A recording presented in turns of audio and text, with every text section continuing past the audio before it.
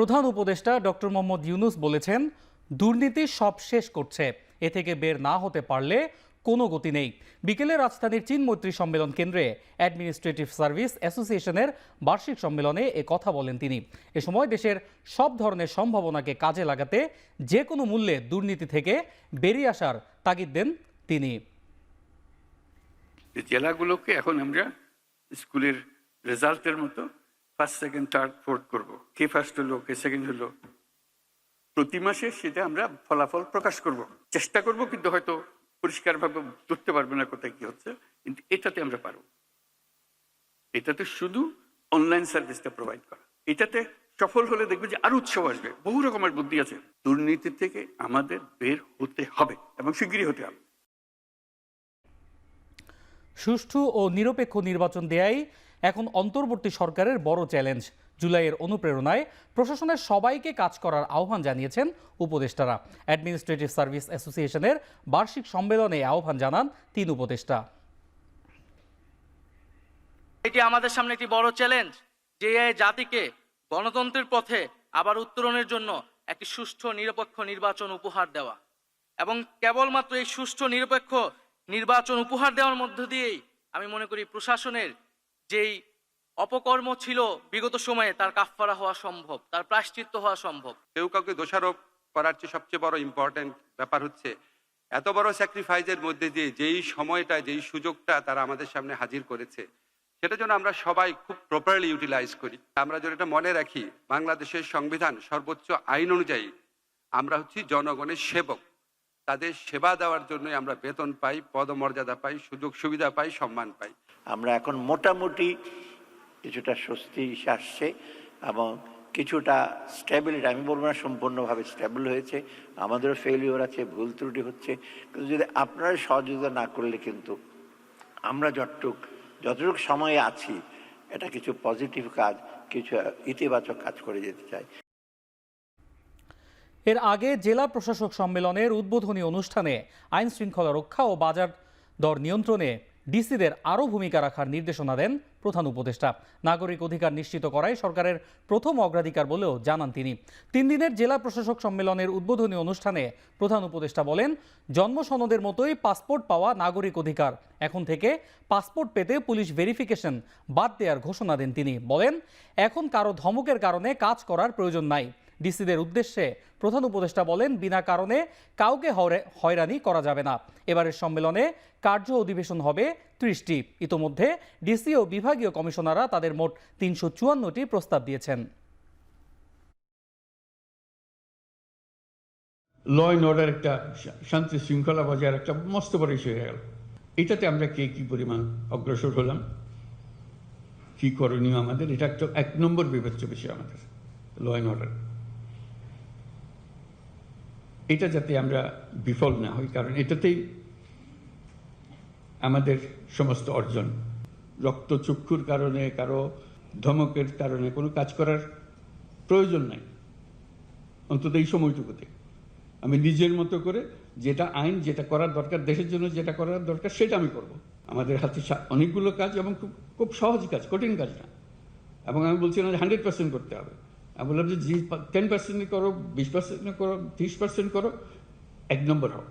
সরকার মানেই মানুষকে হয়রানি করা, এটার থেকে উল্টে দেওয়া। সরকার ভিন্ন জিনিস, আপনার অধিকার, আপনার অধিকারগুলো আপনার দরজায় পৌঁছিয়ে দেওয়া আমাদের কাজ। এটাই যেন আমরা স্মরণ রাখি। শহরের নামি দামি স্কুলে নয়, বরং প্রত্যন্ত অঞ্চলের স্কুলগুলোতে এবার আগে বই বিতরণ করা হবে। রোববার বিকেলে রাজধানীর ওসমানী স্মৃতি মিলনায়তনে জেলা প্রশাসক সম্মেলনে অংশ নিয়ে কথা বলেন অন্তর্বর্তী সরকারের শিক্ষা উপদেষ্টা অধ্যাপক ওয়াহিদউদ্দিন মাহমুদ। এ সময় তিনি আরও বলেন, যেসব বিষয়ে বার্ষিক পরীক্ষা অনুষ্ঠিত হবে সেই বিষয়গুলোর বই ফেব্রুয়ারি মাসের মধ্যে দেয়া হবে। একই সাথে শিক্ষাক্ষেত্রে যেসব অনিয়ম ও দুর্নীতি আছে সেগুলো নজরদারি করা হবে বলেও জানান তিনি। জেলা প্রশাসক সম্মেলনে শিক্ষা ও পরিকল্পনা বিষয়ক অধিবেশন শেষে আলোচনার বিষয়বস্তু সাংবাদিকদের কাছে তুলে ধরেন উপদেষ্টা ওয়াহিদউদ্দিন মাহমুদ। এর আগে সকালে 3 দিনব্যাপী জেলা প্রশাসক সম্মেলনের উদ্বোধন করেন প্রধান উপদেষ্টা ডক্টর মোহাম্মদ ইউনূস।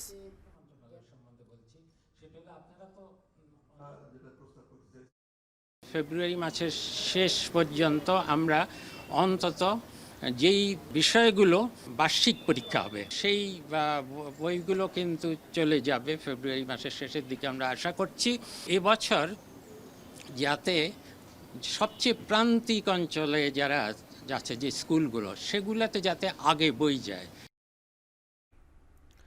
গণমাধ্যম সংস্কার কমিশনের প্রতিবেদন চলতি মাসের শেষে প্রকাশ করা হবে বলে জানালেন প্রধান উপদেষ্টার প্রেস সচিব শফিকুল আলম। বললেন, সুপারিশ নিয়ে সব সাংবাদিক ইউনিয়নের সাথে কথা বলে সংস্কার করা হবে। রোববার সকালে প্রেস ক্লাবে গণমাধ্যমে ফ্যাসিবাদী বয়ান ফিরে দেখা 1 থেকে 36 জুলাই শীর্ষক আলোচনা সভায় প্রেস সচিব বলেন, শেখ হাসিনার আমলে যত ধরনের বয়ান জন্ম নিয়েছে সবকিছু নথিভুক্ত করা হবে। হাসিনার রক্তচক্ষুকে উপেক্ষা করে জুলাই গণঅভ্যুত্থানে নিরপেক্ষ ভূমিকা পালনকারী গণমাধ্যমকে সম্মান প্রদর্শন করেন শফিকুল আলম। আলোচনা সভায় বক্তারা অভিযোগ করে বলেন, গণমাধ্যম এখনও পুরোপুরি ফ্যাসিবাদের দোষর মুক্ত হতে পারেনি।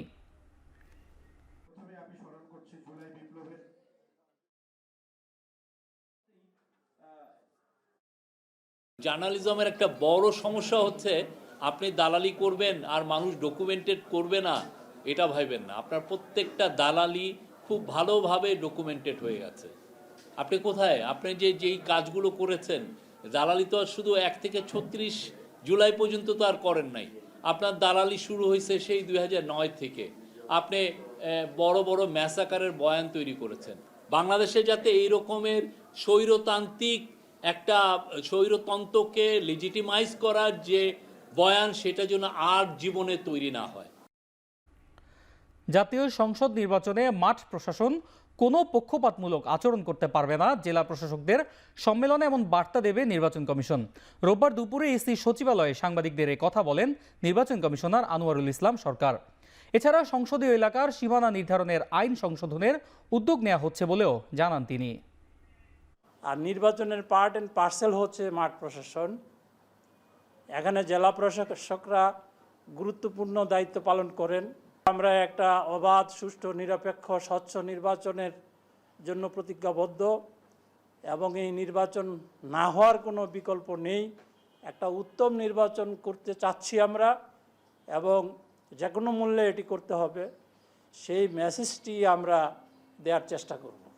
31 দফার আলোকে দেশকে পুনর্গঠন করে মানুষের ভাগ্য পরিবর্তনে বিএনপি কাজ করবে বলে জানিয়েছেন দলের ভারপ্রাপ্ত চেয়ারম্যান তারেক রহমান। রোববার দুপুরে নড়াইলে জেলা বিএনপির সম্মেলনে ভার্চুয়ালি যুক্ত হয়ে প্রধান অতিথির বক্তব্যে তিনি একথা বলেন। এ সময় তিনি আরও বলেন, আওয়ামী লীগ আমলাতন্ত্র থেকে শুরু করে অর্থনীতি, বিচার ব্যবস্থা, শিক্ষা, স্বাস্থ্য, কৃষি সহ সবকিছু ধ্বংস করেছে। আজকে সময় এসেছে দেশকে সামনে এগিয়ে নিয়ে যাবার।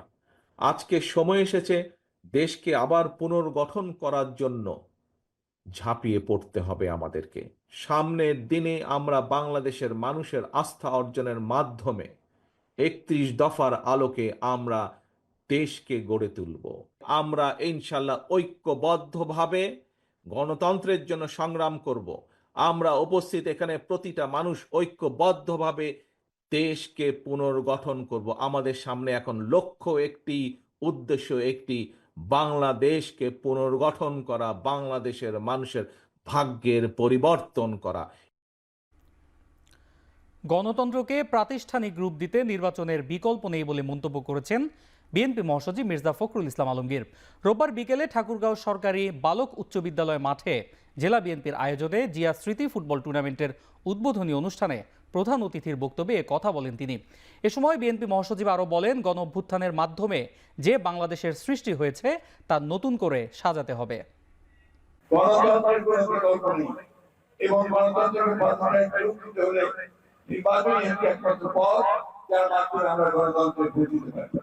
সেটাই আমাদের ফুটবলকে বলুন, ক্রিকেটকে বলুন, সুশাসন সর্বক্ষেত্রে সেটাই হচ্ছে একমাত্র পথ, যেখানে আমরা সামনে এগিয়ে যেতে পারি। সংস্কারের নামে সময় ক্ষেপণ না করে চলতি বছরের ডিসেম্বরেই জাতীয় নির্বাচন দিতে হবে বলে মন্তব্য করেন বিএনপির স্থায়ী কমিটির সদস্য সালাউদ্দিন আহমেদ। রোববার বিকেলে ফেনীতে বিএনপির জনসভায় এ কথা বলেন তিনি। কোনো বাহানায় এই নির্বাচন বিলম্বিত করবেন না। অবশ্য মাননীয় প্রধান উপদেষ্টা আশ্বাস দিয়েছেন তিনি সমস্ত কর্মকাণ্ড পরিচালনা করবেন যাতে ডিসেম্বরের ভিতরে যারা স্থানীয় সরকার নির্বাচন আগে চায় তাদের উদ্দেশ্যে বলবো, আপনাদেরকে বলতে হবে সেই বিলম্বিত নির্বাচন প্রক্রিয়ায় যাওয়ার জন্য আপনাদের মতলবটা কি। আগামী নির্বাচনকে সামনে রেখে কেউ ক্ষমতার অপব্যবহার করার চেষ্টা করলে দেশে আরেকটি গণবিপ্লব হবে বলে মন্তব্য করেছেন জাতীয় নাগরিক কমিটির মুখ্য সংগঠক সার্জিস আলম। রোববার বিকেলে নারায়ণগঞ্জের সোনারগাঁয়ে ফ্যাসিবাদী ব্যবস্থার বিলোপ এবং নতুন রাজনৈতিক বন্দোবস্ত বাস্তবায়নের লক্ষ্যে আয়োজিত ক্যাম্পেইনে এ কথা বলেন তিনি। সার্জিস বলেন, গণঅভ্যুত্থানের নেতৃত্বদানকারীরাই নতুন বাংলাদেশের নেতৃত্বের সামনে সারিতে থাকবে। এছাড়া ছাত্রদের নতুন রাজনৈতিক দল সকল শ্রেণী পেশার মানুষের জন্য উন্মুক্ত থাকবে বলেও জানান তিনি। এদিকে এখনও যেসব রাজনৈতিক দল, পুলিশ ও বিচারক সুবিধার আশায় খুনিদের প্রশ্রয় দিচ্ছে তাদের বিরুদ্ধে ঐক্যবদ্ধ হওয়ার আহ্বান জানান তিনি। এই নির্বাচনকে সামনে রেখে বিন্দুমাত্র ক্ষমতার অপব্যবহার করার চিন্তা করে, বিন্দুমাত্র প্রভাবিত করার চেষ্টা করে যে কোনো বাংলাদেশের একটি সেন্টারে, তাহলে ওই সেন্টারটি হবে আমাদের পাল্টা আরেকটি অভ্যুত্থানের ক্ষেত্র। আমাদের ভিতরে মত পার্থক্য থাকতে পারে, কিন্তু দলের প্রশ্নে, দেশের প্রশ্নে আমাদের ভিতরে বিন্দুমাত্র বিভেদ হবে না। সবচেয়ে যোগ্য একজনকে ওই পদটিতে বসিয়ে বাকিরা হয় অন্য পদে যাবে, না হয় প্রয়োজন নেই। শেখ হাসিনা ও আওয়ামী লীগের দ্রুত বিচারের দাবিতে সমাবেশ করেছে জুলাই গণঅভ্যুত্থানে অংশগ্রহণকারী নারীরা। রোববার শাহবাগে জাতীয় জাদুঘরের সামনে জুলাইয়ের নারীরা ব্যানারে সমাবেশের আয়োজন করা হয়। বক্তারা জানান, জুলাই আন্দোলনে নারীরা বড় ভূমিকা পালন করলেও তারা অবহেলিত হচ্ছে। আওয়ামী লীগ ও শেখ হাসিনার বিচারের দাবি জানিয়ে তারা বলেন, সিরিয়ার গণঅভ্যুত্থান বাংলাদেশের পরে হলেও তারা অপরাধীদের ইতোমধ্যেই আইনের আওতায় এনেছে, অথচ এদেশে 6 মাস পেরিয়ে গেলেও চিহ্নিত অপরাধীদের বিচার দিয়ে গড়িমসি করা হচ্ছে। তাদের দ্রুত বিচার করা না হলে আবারও এদেশের মানুষ রাস্তায় নামতে বাধ্য হবে বলে হুঁশিয়ারি দেন বক্তারা। সকল নারী পুরুষ নির্বিশেষে সকলের যে অংশগ্রহণ, সেই অংশগ্রহণকে বিভাজিত করার একটা হীন প্রচেষ্টা করা হচ্ছে। আবার নারীদেরকে শেমিং করা হচ্ছে, বুলিং করা হচ্ছে এবং তাদেরকে পলিটিক্যাল স্ফিয়ার থেকে সরিয়ে দেওয়ার চেষ্টা করা হচ্ছে। কিন্তু আমরা মাঠ ছাড়বো না, আমরা যে সিদ্ধান্ত গ্রহণের টেবিল ছাড়বো না। যারা গণঅভ্যুত্থানে নারীরা এসেছিলেন, এখনো আসবেন, আপনারা ভবিষ্যতে আপনাদের সন্তানদেরকে পাবেন, ভাইদেরকে পাবেন এবং আপনাদের স্বামীদেরকে যারা আছেন সবাই একসাথে ঐক্যবদ্ধভাবে বাংলাদেশের একটি সোসাইটি আকারে আমরা ভবিষ্যতে কাজ করব। কারণ আমাদের সামনে তীব্র লড়াই বাকি রয়ে গেছে।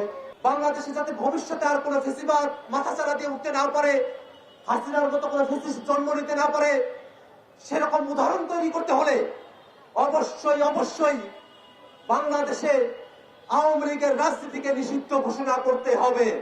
ওমানের রাজধানী মাস্কটে বাংলাদেশের পররাষ্ট্র উপদেষ্টা ও ভারতের পররাষ্ট্রমন্ত্রীর বৈঠক হয়েছে। এ সময় গঙ্গা পানি চুক্তি নবায়ন ও সার্ক স্থায়ী কমিটির সভা আয়োজনে গুরুত্ব আরোপ করেন উপদেষ্টা তৌহিদ হাসান। রোববার এই বৈঠকে উভয় পক্ষ পারস্পরিক উদ্বেগ এবং স্বার্থের বিভিন্ন দ্বিপাক্ষিক বিষয় নিয়ে আলোচনা করেন।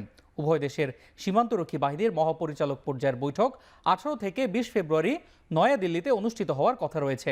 তারা আশা প্রকাশ করেন, বৈঠকের সময় সীমান্ত সম্পর্কিত বিভিন্ন বিষয় নিয়ে আলোচনা করে সমাধান করা হবে।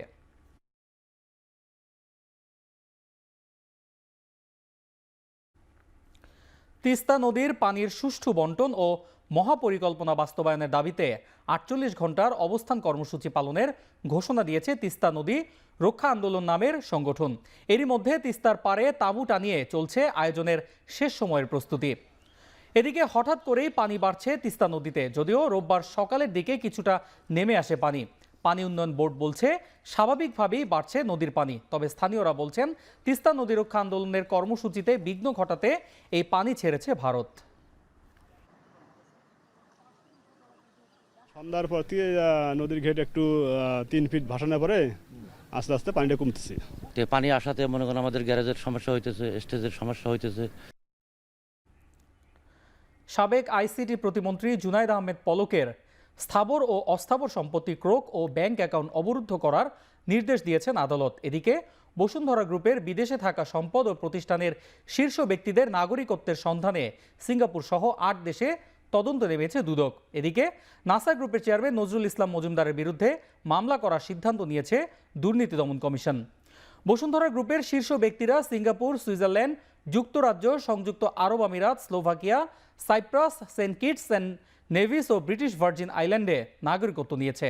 দুদক বলছে, বসুন্ধরা গ্রুপের ব্যবস্থাপনা পরিচালক সাইম সোভান আনভির 30 লাখ ইউরো বিনিয়োগ করে স্লোভাকিয়ার নাগরিকত্ব নেন।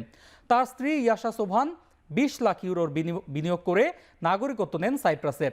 আহমেদ আকবর সোভান ও তার স্ত্রী আফরোজা বেগম 2.5 লাখ মার্কিন ডলার বিনিয়োগ করে নাগরিকত্ব নিয়েছেন ক্যারিবীয় অঞ্চলের দ্বীপরাষ্ট্র সেন্ট কিটস অ্যান্ড নেভিসে। এদিকে 781 কোটি টাকা অবৈধ সম্পদ অর্জনের অভিযোগে নাসা গ্রুপের চেয়ারম্যান নজরুল ইসলাম মজুমদারের বিরুদ্ধে মামলা করেছে দুদক। নজরুল ইসলাম মজুমদার, সাবেক চেয়ারম্যান, এক্সিম ব্যাংক পিএলসি ও বাংলাদেশ অ্যাসোসিয়েশন অব ব্যাংকস, ক্ষমতার অপব্যবহারপূর্বক অসাধু উপায়ে ঘুষ ও দুর্নীতির মাধ্যমে জ্ঞাত আয়ের উৎস বহির্ভূত 781 কোটি 71 লক্ষ টাকারও বেশি মূল্যের সম্পদ অর্জন ও বুক দখলে রাখার অভিযোগে তার বিরুদ্ধে দুর্নীতি দমন কমিশন আইন 2004-এর 27(1) এবং দুর্নীতি প্রতিরোধ আইন 1947-এর 5-2 ধারায় আজ একটি মামলা রুজু হয়েছে। জুলাই আন্দোলনে চট্টগ্রামে প্রথম শহীদ ওয়াসিম আকরামকে হত্যার ঘটনায় সাবেক এমপি ABM ফজলে করিম চৌধুরীকে কারাগারে পাঠানোর নির্দেশ দিয়েছেন ট্রাইব্যুনাল। একই সাথে চট্টগ্রামে জুলাই আগস্ট আন্দোলনের সময় সংঘটিত হত্যা, গণহত্যা ও মানবতা বিরোধী অপরাধের দায়ে ফজলে করিমের তদন্ত প্রতিবেদন 8 এপ্রিল দাখিলের নির্দেশও দেয়া হয়েছে। বিচারপতি গোলাম মর্তুজা মজুমদার নেতৃত্বাধীন ট্রাইব্যুনাল এ আদেশ দেন। এর আগে সকালে মানবতা বিরোধী অপরাধের অভিযোগে ট্রাইব্যুনালে হাজির করে গ্রেপ্তার দেখানো হয় তাকে।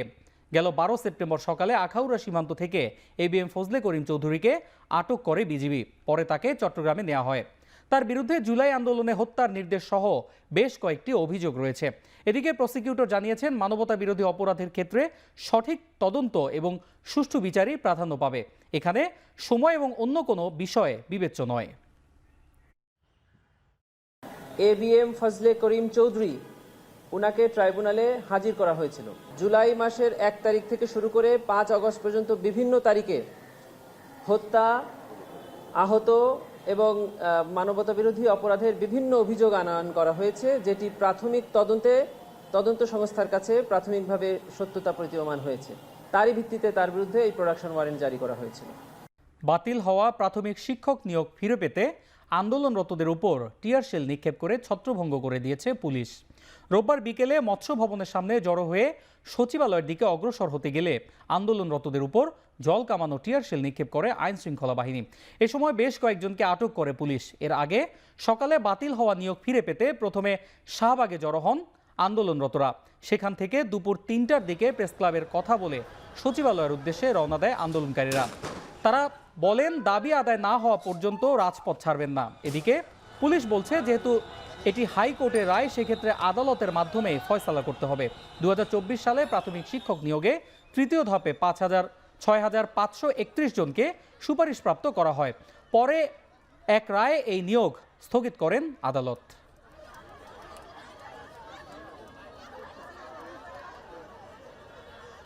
আমাদের ছত্রভঙ্গ করে দিয়েছে। একজন এক দেশ আছে, আমরা কোন দেশ আছে আমরা এখনো ঠিক নাই।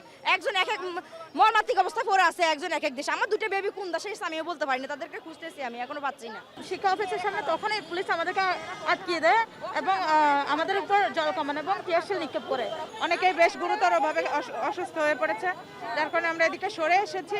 অলরেডি কিন্তু আপিল করেছে, তো আপিলের পরে তারা যদি ভালো ব্যারিস্টার, উকিল যাই ধরুক, ওই দিকে কাজ করতে হবে। এখানে তো রাস্তায় আসলে কাজ হবে না, এটা দিয়ে কেউই কথা বলবে না। ওরা বারবারই মনে করতেছে রাস্তায় আসলে ওদের চাকরি ফেরত পাবে বা চাকরি পাবে। এটা আসলে ওদের ভুল ধারণা। আমি বারবার বলছি, কিন্তু ওরা শুনতেছে না। সিএনজি অটোরিকশা চালকদের অবরোধ ও বিক্ষোভের মুখে জরিমানা ও মামলার বিধান সংক্রান্ত নির্দেশনা বাতিল করেছে বিআরটিএ। জনভোগান্তি এড়াতেই এর সিদ্ধান্ত নেওয়া হয়েছে। রোববার সকাল থেকেই রাজধানীর যাত্রাবাড়ির শনির আখড়া, রামপুরা, মিরপুর সহ বিভিন্ন সড়ক অবরোধ করে বিক্ষোভ করেন সিএনজি চালকরা। সড়কে দেখা দেয় তীব্র যানজট। দুর্ভোগে পড়েন অফিসগামী সাধারণ মানুষ। এরপর জনভোগান্তি এড়াতে 4/3 হুইলার যান সম্পর্কিত বিআরটিএ কর্তৃক ইস্যু করা নির্দেশনা বাতিল করা হয়।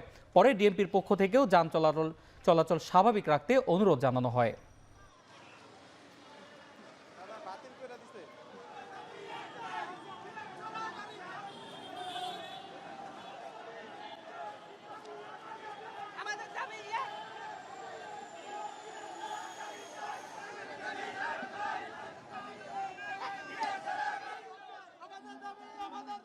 এটা বহির্বিশ্বে কোথাও এরকমের নিয়ম নাই আমার জানা মতে যে 50,000 টাকা জরিমানা 6 মাসের জেল। এই দাবিটা যেন না থাকে বা যেন গাড়ির যেন মিটার যেন না থাকে, এই দাবিতে আমরা আমাদের আজকের এই আন্দোলন। আমাদের পক্ষে তো 6 মাসের জেল খাটাও সম্ভব না, 50,000 টাকা জরিমানাও দেওয়া সম্ভব না। তো ভাই আমাদের মিটারটা ভাই বাতিল করা হোক, এটাই আমরা চাই ভাই। বিশ্ব শান্তি প্রতিষ্ঠা ও মুসলিম উম্মার মঙ্গল কামনার মধ্য দিয়ে শেষ হলো বিশ্ব ইজতেমার দ্বিতীয় পর্ব। রোববার বেলা 12:30টার দিকে আখিরি মোনাজাত পরিচালনা করেন মাওলানা সাদের বড় ছেলে মাওলানা ইউসুফ বিন সাদ। মোনাজাতে অংশ নেন 49টি দেশের কয়েক লাখ মুসল্লি। আমিন আমিন ধ্বনিতে মুখরিত হয়ে ওঠে টঙ্গীর তুরাক্তীর। এর আগে রোববার ভোর থেকে আখিরি মোনাজাতে শরিক হতে রাজধানী ঢাকা সহ আশপাশের জেলা থেকে ছুটে আসেন ধর্মপ্রাণ মুসল্লিরা। ফজরের নামাজের পর থেকে ইজতেমা ময়দানে দিক নির্দেশনামূলক ও হেদায়েতের বয়ান করেন শীর্ষ আলেমরা। এদিকে আখেরি মোনাজাত শেষে মুসল্লিদের জন্য রাখা হয়েছে 8টি বিশেষ ট্রেন। টঙ্গী স্টেশন থেকে ছেড়ে যাওয়া প্রত্যেকটি ট্রেনে ছিল উপচে পড়া ভিড়। এবার এই প্রথম 2 পর্বে 3টি আখেরি মোনাজাতের মাধ্যমে শেষ হয় 58তম বিশ্ব ইজতেমা।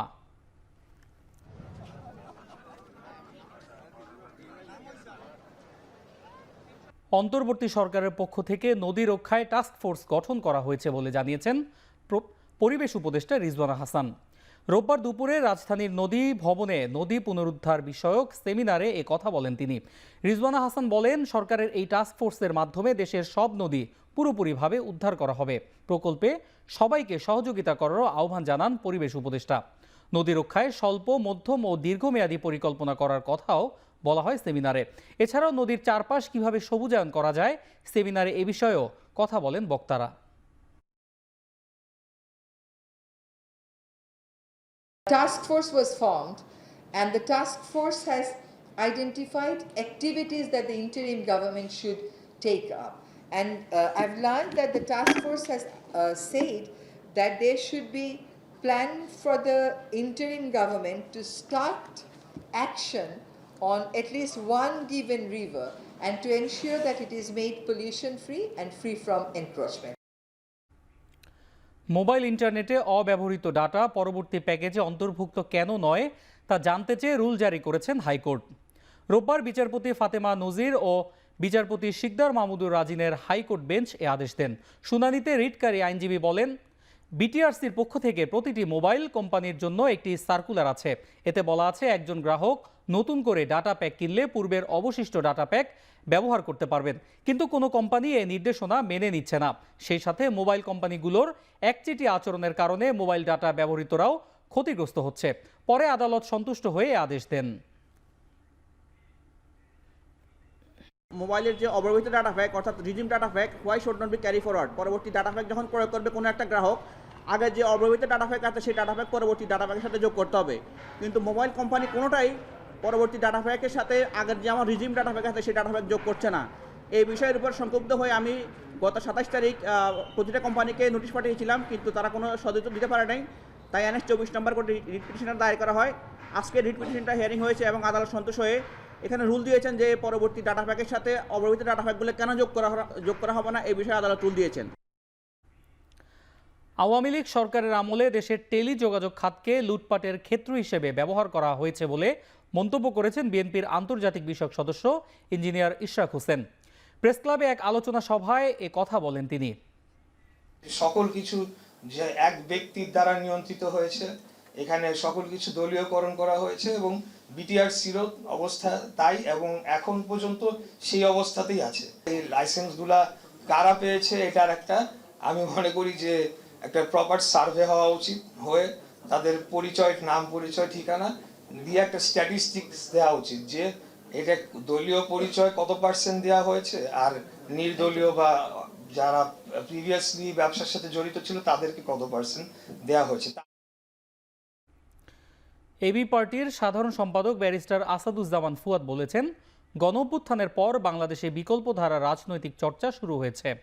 রোববার রাতে সিলেট নগরীর একটি হোটেলের কনফারেন্স হলে মতবিনিময় সভায় এ কথা বলেন তিনি।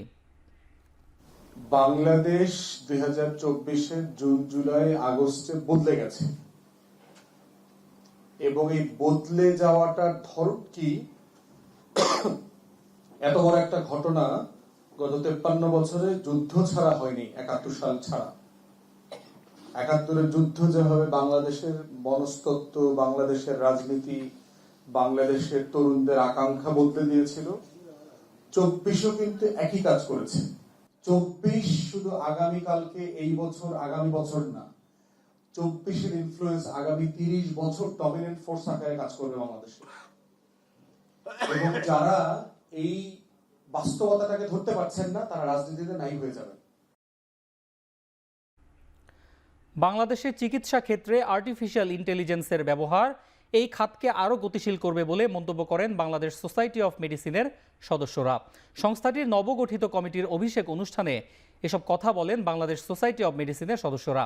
রাজধানীর হোটেল ইন্টারকন্টিনেন্টালের গ্র্যান্ড বলরুমে আয়োজিত এ অনুষ্ঠানের প্রধান অতিথি ছিলেন বিশিষ্ট মেডিসিন বিশেষজ্ঞ অধ্যাপক ডাক্তার FM সিদ্দিকী। এ সময় কমিটির পক্ষ হতে জুলাই শহীদ স্মৃতি ফান্ডে 17 লক্ষ টাকার চেক প্রদান করা হয়।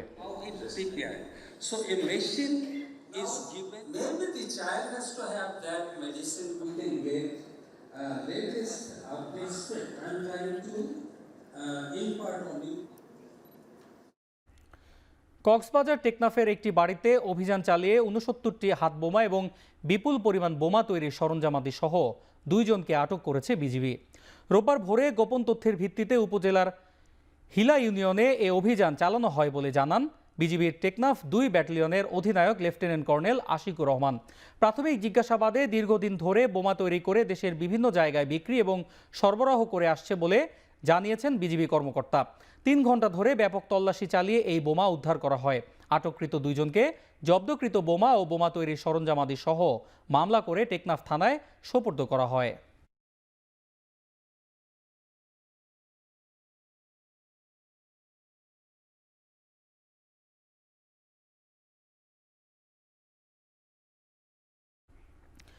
বান্দরবানের লামায় আবারও 26 জন রাবার শ্রমিককে অপহরণ করেছে সন্ত্রাসীরা।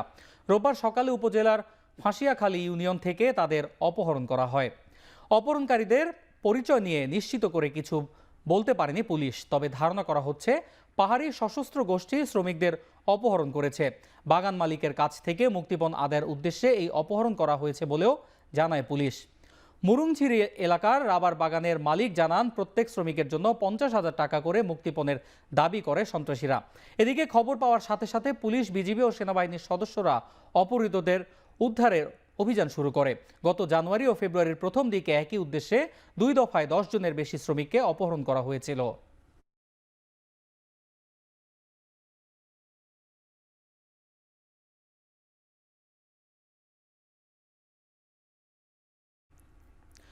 বান্দরবানে সেনা সহায়তায় নিজ গ্রামে ফিরেছেন কুকি চীনের তাণ্ডবে ঘর ছাড়া গ্রামবাসীর একাংশ। রোববার থানচি উপজেলার বাকলাই পাড়ার গ্রাম ছাড়া 28টি পরিবারের মধ্যে 15টি পরিবারের 81 জন সদস্য দীর্ঘ 23 মাস পর নিজ বাড়িতে ফিরলেন। কুকি চীন সন্ত্রাসীদের ভয়ে এতদিন এসব পরিবারের সদস্যরা দুর্গম পাহাড় ও জঙ্গলে ক্ষুধা ও আতঙ্কের মধ্যে দিন কাটিয়েছেন। ফিরে আসা পরিবারগুলোর জন্য সেনাবাহিনীর পক্ষ থেকে মধ্যাহ্নভোজ ও রেশন সহায়তা প্রদান করা হয়।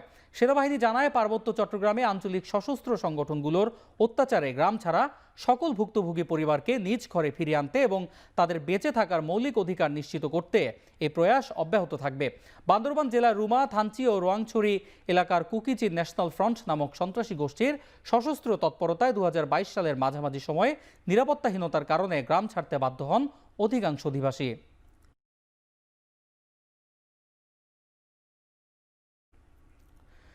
সুনামগঞ্জের শান্তিগঞ্জে গরুর ধান খাওয়াকে কেন্দ্র করে 2 গ্রামের বাসিন্দাদের মাঝে সংঘর্ষ হয়েছে। এ ঘটনায় আহত হয়েছেন অন্তত 40 জন। এদের মধ্যে 5 জনের অবস্থা আশঙ্কাজনক বলে জানান চিকিৎসকরা। রোববার সকালে উপজেলার জয়কলস ইউনিয়নের পশ্চিম বন্দে আস্তমা ও কামরূপ দলং গ্রামের বাসিন্দাদের মাঝে এই সংঘর্ষ হয়। পুলিশ জানায়, শনিবার বিকেলে আস্তমা গ্রামের কৃষক বজলু মিয়ার গরু সুরুজ মিয়ার জমির ধান খাওয়া নিয়ে 2 জনের হাতাহাতি হয়। এরপর থেকে 2 গ্রামের মাঝে উত্তেজনা বিরাজ করছিল। সকালে যা সংঘর্ষের রূপ নেয়। পরে খবর পেয়ে পুলিশ পরিস্থিতি নিয়ন্ত্রণে আনে।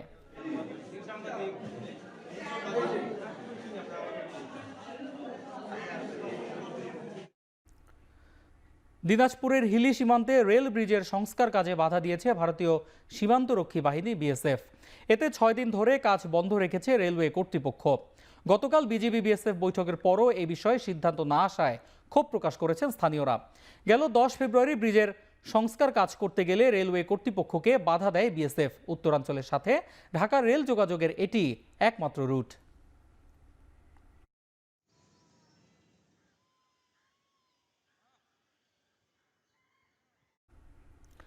মহান মুক্তিযুদ্ধের জেনারেল মোহাম্মদ আতাউল গনি ওসমানীর 41তম মৃত্যুবার্ষিকীতে পুষ্পস্তবক অর্পণ করেছে বাংলাদেশ সেনাবাহিনী।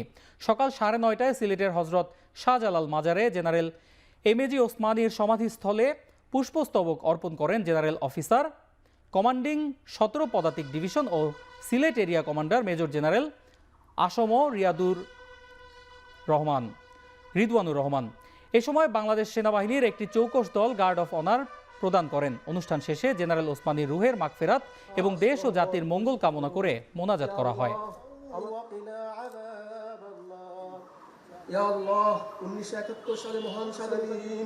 ভারতের নয়াদিল্লি রেল স্টেশনে কুম্ভ মেলা ফেরত যাত্রীদের ভিড় ও ধাক্কাধাক্কিতে অন্তত 18 জনের মৃত্যু হয়েছে। এর মধ্যে 11 জন নারী ও 4 শিশু রয়েছে বলে জানিয়েছেন ভারতীয় গণমাধ্যম এনডিটিভি। নয়াদিল্লি স্টেশন কর্তৃপক্ষ জানায়, স্থানীয় সময় রাত 8টার দিকে প্ল্যাটফর্ম নম্বর 14 ও 15তে ধাক্কাধাক্কির সূত্রপাত হয়। বিশেষ দুটি ট্রেন আসার কথা থাকায় প্ল্যাটফর্মে কুম্ভ মেলার পুণ্যার্থীদের ভিড় ছিল, কিন্তু ট্রেন আসতে দেরি করায় যাত্রীদের মধ্যে উদ্বেগ সৃষ্টি হয়। ট্রেন বাতিল হয়ে গিয়েছে এমন গুজব ছড়িয়ে পড়ায় ভিড়ের মধ্যে দম বন্ধকর পরিস্থিতি তৈরি হয়েছিল বলেও অভিযোগ কোনো যাত্রীর। নয়াদিল্লির এলএনজেপি হাসপাতালের প্রধান চিকিৎসক জানান, 3 শিশু ও 10 নারী সহ মোট 15 জন ঘটনাস্থলেই মারা গেছেন। লেডি হার্ডিং হাসপাতালে বাকি 3 জনের মৃত্যুর খবর নিশ্চিত করেছে। এই ঘটনার গভীর শোক জানিয়ে ঘটনার সুষ্ঠু তদন্তের নির্দেশ দিয়েছেন প্রধানমন্ত্রী নরেন্দ্র মোদী।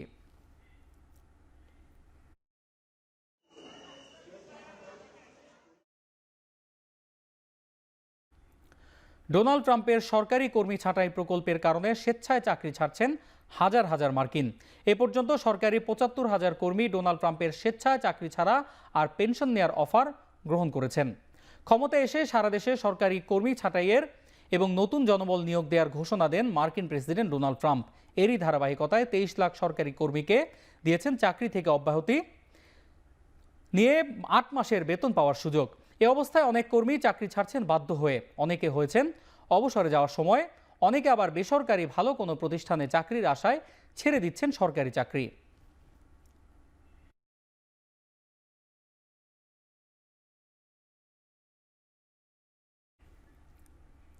ভারী বৃষ্টির কারণে আকস্মিক বন্যার কবলে যুক্তরাষ্ট্রের কেন্টাকি ও টেনেসি অঙ্গরাজ্যের বাসিন্দারা। বার্তা সংস্থা রয়টার্স জানায়, শনিবার দিনভর বৃষ্টি হওয়ায় কেন্টাকির বেশ কিছু অঞ্চলে এরই মধ্যে বন্যা দেখা দিয়েছে। মিসিসিপি ভ্যালির নিম্নাঞ্চল তীব্র ঝড়ের কারণে শুক্রবার গোটা অঙ্গরাজ্যে জরুরি অবস্থা জারি করেছেন কেন্টাকির গভর্নর অ্যান্ডি বিসিয়ার। মার্কিন আবহাওয়া দপ্তরের পরামর্শে কেন্টাকির মধ্য ও দক্ষিণাঞ্চলে জারি আছে আকস্মিক বন্যা সতর্কতাও। নিউ ইয়র্ক টাইমসের প্রতিবেদনে বলা হয়েছে, বন্যার পানি শহরে প্রবেশ করতে শুরু করায় বেশ কিছু আবাসিক স্থাপনার পাশাপাশি তলিয়ে গেছে রাজ্যের গুরুত্বপূর্ণ সড়ক। যান চলাচল ব্যাহত হওয়ায় ভোগান্তিতে পড়েছেন বাসিন্দারা।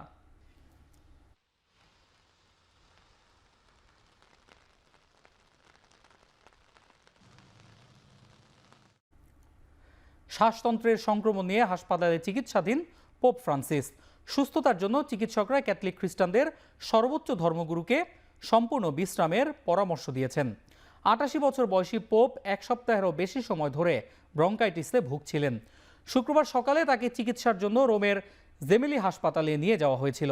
এর আগেও 2023 সালের জুনে অসুস্থ হয়ে জেমেলিতে 9 দিন কাটিয়েছিলেন পোপ ফ্রান্সিস। তখন হার্নিয়ার জন্য অস্ত্রোপচার করা হয়েছিল তার। গত ডিসেম্বরের মাঝামাঝি থেকে ফ্রান্সিস শ্বাসকষ্টজনিত সমস্যায় ভুগছেন। এজন্য তিনি জানুয়ারি এবং ফেব্রুয়ারিতে বেশ কয়েকটি অনুষ্ঠানে কথা বলা থেকে বিরত ছিলেন।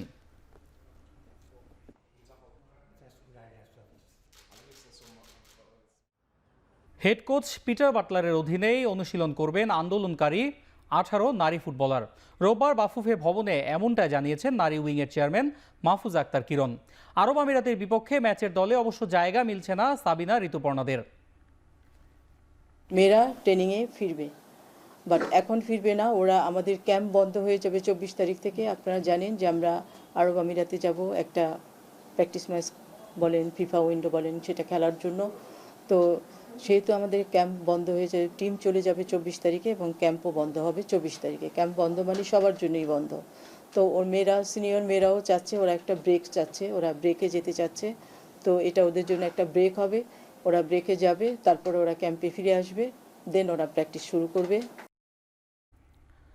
আইসিসি চ্যাম্পিয়ন্স ট্রফি 2025-এর অফিসিয়াল জার্সি উন্মোচন করল বিসিবি। আগামী 19 ফেব্রুয়ারি পর্দা উঠবে আইসিসি চ্যাম্পিয়ন্স ট্রফির নবম আসরের। এবারের আসর অনুষ্ঠিত হচ্ছে মধ্যপ্রাচ্যের শহর দুবাই ও পাকিস্তানের 3 ভেন্যুতে। রোববার আনুষ্ঠানিকভাবে চ্যাম্পিয়ন্স ট্রফির জার্সি উন্মোচন করল বাংলাদেশ ক্রিকেট বোর্ড। বিসিবির অফিসিয়াল ফেসবুক পেজে প্রোমো ভিডিওর মাধ্যমে সবার সামনে আনা হয় 2025 আসরের জার্সি।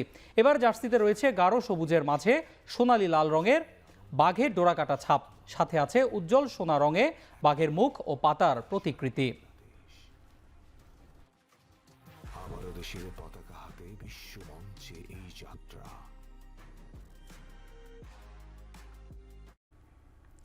ব্যক্তিগত নয়, দলগত পারফরমেন্স দিয়ে বিশ্বের যে কোনো দলকে হারাতে পারে বাংলাদেশ, মনে করেন টাইগার্স হেড কোচ সোহেল ইসলাম। রিশাদ কিংবা জাকের আলীর মতো তারকারাই আসন্ন চ্যাম্পিয়ন্স ট্রফিতে পার্থক্য গড়ে দেবে বলে জানিয়েছেন এই স্পিনিং কোচ। এদিকে সাকিবের অভাব পূরণে কেন ব্যর্থ হচ্ছেন টাইগার স্পিনাররা, এ নিয়েও কথা বলেছেন বাংলাদেশ টাইগার্স দলের এই হেড কোচ। আমাদের ব্যাটিং ইউনিট যদি দেখি আজ, তাহলে দেখবেন যে ওয়ানডে খেলতে গেলে যে ধরনের ব্যাটিং ইউনিট থাকা উচিত আমাদের আছে। ব্যাটিং, বোলিং এবং ফিল্ডিংয়ে ওই অ্যাপ্রোচ মাঠের মধ্যে যদি আমাদের কম্বাইনলি ভালো হয়, তাহলে যে কোনো টিমরা আমরা হারাই দিতে পারবো ইনশাল্লাহ। আমাদের যদি এই টুর্নামেন্ট ভালো খেলতে হয়, তাহলে আসলে টিম পারফর্ম করতে হবে, একদম টিম হিসাবেই যেটা ব্যাটিং ইউনিট বা বোলিংয়ে যারা আছে, যে এক্সপেরিয়েন্স বলার আছে, মুস্তাফিজ আছে, তাসকিন আছে, এবং থ্রেড বলার রানা আছে, মিরাজ আছে এক্সপেরিয়েন্স বলার, এবং জানেন যে রিশাদ আছে লেগি, যে কোনো সময় উইকেট বের করে দিতে পারবে। অনুশীলন ম্যাচ থেকেই চ্যাম্পিয়ন্স ট্রফির মূল ম্যাচের প্রস্তুতি নেবে বাংলাদেশ। দুবাইয়ে প্রথম দিনের অনুশীলন শেষে এমনটাই বলছেন টাইগার পেসার তানজিম হাসান সাকিব। পাকিস্তান শাহিনসের বিপক্ষে বাংলাদেশের একমাত্র প্রস্তুতি ম্যাচ সোমবার। প্র্যাকটিস ম্যাচটা থেকে আমরা মেইন ম্যাচের প্রিপারেশনটা নিয়ে নিব এবং উইকেট সম্পর্কে যত বেশি ইনফরমেশন নেওয়া যায় এবং কোন বল এখানে বেশি কাজ করতেছে, কোন লেন্থে বল করলে ব্যাটসম্যানরা স্ট্রাগল করতেছে, ওই জিনিসগুলো আমরা ডিড করার চেষ্টা করবো প্র্যাকটিস ম্যাচ থেকে। আমাদের প্রথম প্র্যাকটিস সেশন খুবই ভালো গেছে। প্রথমে আমরা জিম করলাম, তারপরে নেট প্র্যাকটিস সেশন হলো, খুবই ভালো গেছে। ব্যাটিং, বোলিং, ফিল্ডিং সব ডিপার্টমেন্টে আমরা করেছি। সো খুব ভালো একটা ফিল হচ্ছে, এটাই সব থেকে ইম্পর্টেন্ট, ফিলটা আসলে কেমন হয়। সো ওভারঅল আজকে প্র্যাকটিসে খুব ভালো একটা ফিল হয়েছে আমাদের। চ্যাম্পিয়ন্স ট্রফির দুবাই পর্বের অতিরিক্ত টিকিট বিক্রি শুরু হয়েছে। গ্রুপ পর্বের 3টি ম্যাচ ছাড়াও প্রথম সেমিফাইনালের টিকিট কিনতে পারবেন দর্শকরা। রোববার দুপুরে বিজ্ঞপ্তির মাধ্যমে বিষয়টি নিশ্চিত করেছে আইসিসি। গ্রুপ পর্বে ভারতের বিপক্ষে বাংলাদেশ ছাড়াও খেলবে পাকিস্তান ও নিউজিল্যান্ড। 3টি ম্যাচই হবে দুবাই আন্তর্জাতিক ক্রিকেট স্টেডিয়ামে। একই ভেন্যুতে হবে প্রথম সেমিফাইনাল। 4 ম্যাচের খেলা দেখতে অনলাইনে টিকিট কেনার সুযোগ থাকছে ভক্তদের জন্য। 20 ফেব্রুয়ারি ভারত বাংলাদেশ ম্যাচ দিয়ে শুরু হবে চ্যাম্পিয়ন্স ট্রফির সংযুক্ত আরব আমিরাত পর্ব।